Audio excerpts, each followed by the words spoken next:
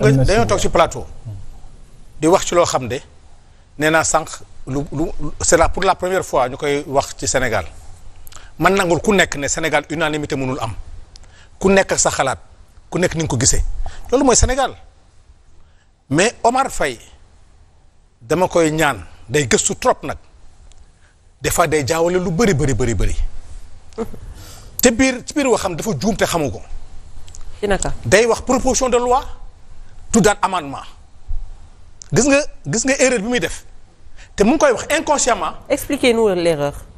dafa ne Amadou Ba dafa dellusiwaat ci proposition de loi am xam nga loolu la wax mu ngi def erreur dafa dellusiwaat donc wax da nga ne Amadou Ba li mu proposition bu loi bi mu defoon génn na ci defaat na leneen nga jëw di lire.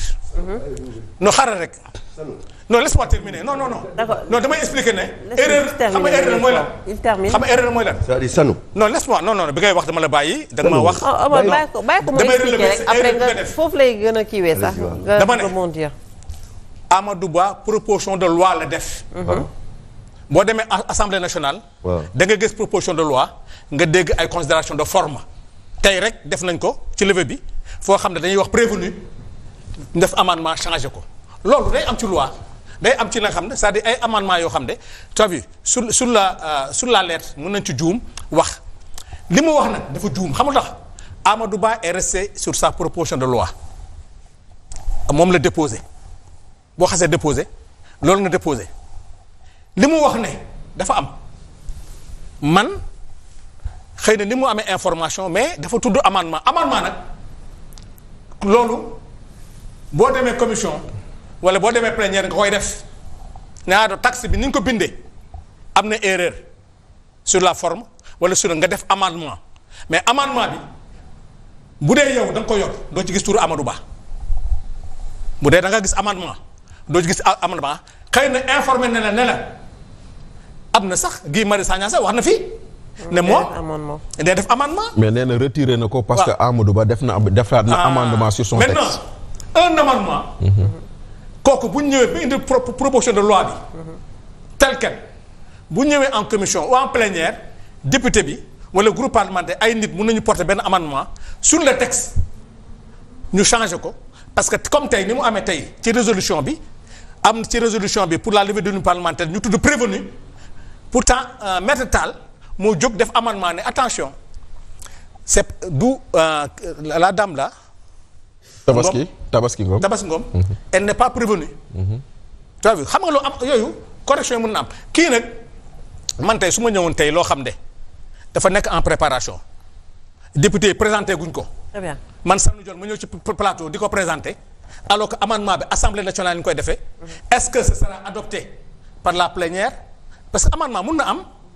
bu noppi plénière bi caméra rejeté ko. très bien Omar. très bien donc loolu mooy erreur yi nga xam ne da koy def. très bien dañ ko jox information mais comme xamul proposition de loi ak amendement il se trompe. parce que xamul comment ça se passe. merci Sanu. moo tax mu dugg ci loo xam ne. très bien Amadou Ba est revenu. merci Sanu wala Amadou Ba déggee. danaan mais kii man fan laa devenir. merci Sanu donc loolu laa lay ñaan. xam nga Sanu.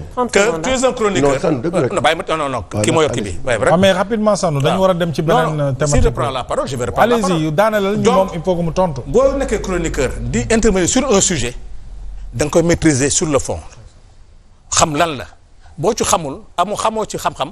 bu ci dugg parce que mun nga ci daanu. c'est clair te da nga ci faral daanu ci lu bëri. Omar d'accord nangul naa la ko je te comprends Sanu dama ne la li ma wax.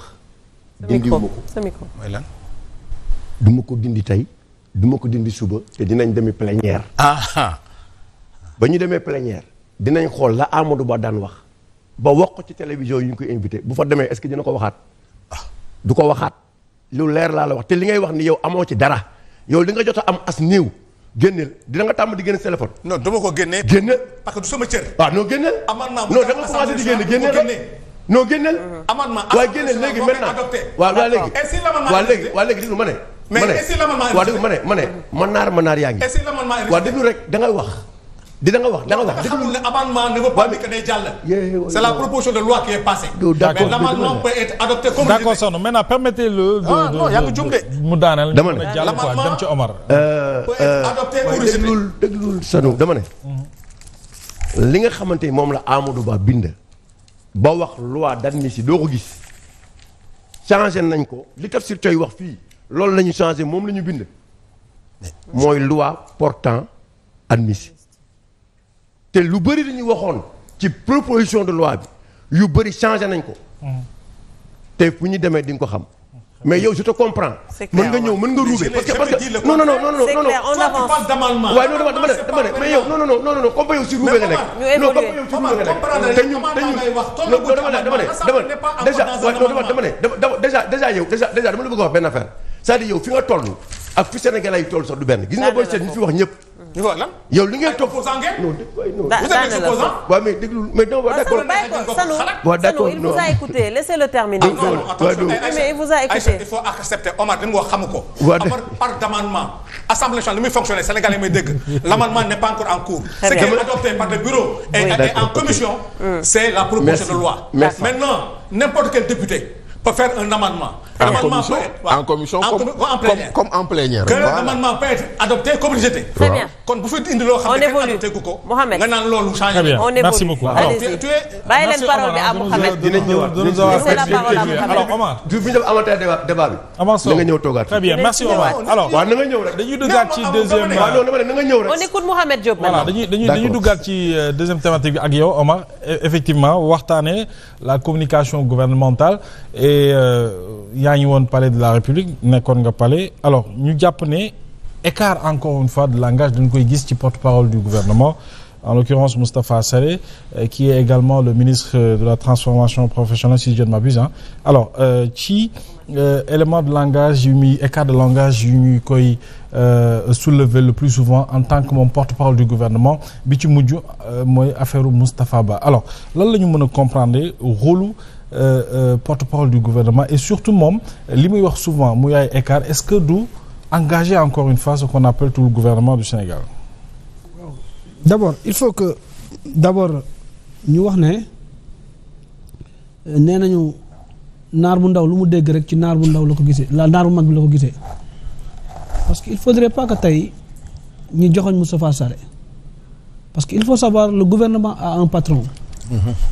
bu tudd Ousmane sant Sonko bu mu taxawee fii ba tey nekk premier ministre ñëpp gis nañu ay écart de langage am taxaw na fii Grand Théâtre pratiquement dafa saaga des fonctionnaires saaga des magistrats saaga même cité ay conseil constitutionnel ne dañoo sont des corrompus parce que il faut que toujours ñuy interroger histoire premier ministre taxawaat gis nañ ko mu taxaw digg Dakar Arena ci dossier boo xamante ne je pense que dafa nekk ci yoon mu woo xale bi ne ko kaay directeur général bi je pense que Azer bi mu ne ko defoo dara.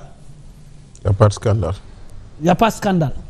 donc premier ministre boo xamante ne day taxaw ne juge constitutionnel bi c'est des corrompus fonctionnaires yi am nañu ay corrompus lañ taxaw ne dossier bu nekk justice mu ne y a pas de scandale et d'autres faits koo xamante ne tey gis nañu ba ci Abdou Karim Sall keroog au niveau de l'Assemblée nationale da koo cité ne ko gis neen ñëpp lu mu ko teg ci kawam donc ça veut dire on a vu déjà un premier ministre boo xam ne il a eu des écarts de langage moo taxit nag bu porte-parole bi ñëwee di def même chose dañuy xam ne rek nous sommes dans un jungle un gouvernement boo xamante ne un chef de gang qui dirige un gouvernement un gangster qui dirige un gouvernement maintenant tout le reste dañuy suivre ils se mettent au pas ils suivent pour le plaisir du petit prince loolu kese la. chef de gang bi am na kuñ ko attribué. non chef de gang bi Ousmane Sonko la moo fi woote mortal combat moo fi saaga moo fi indi xeex moo fi indi loolu yëpp loolu lañu gis ñun luñu gis donc le vrai gang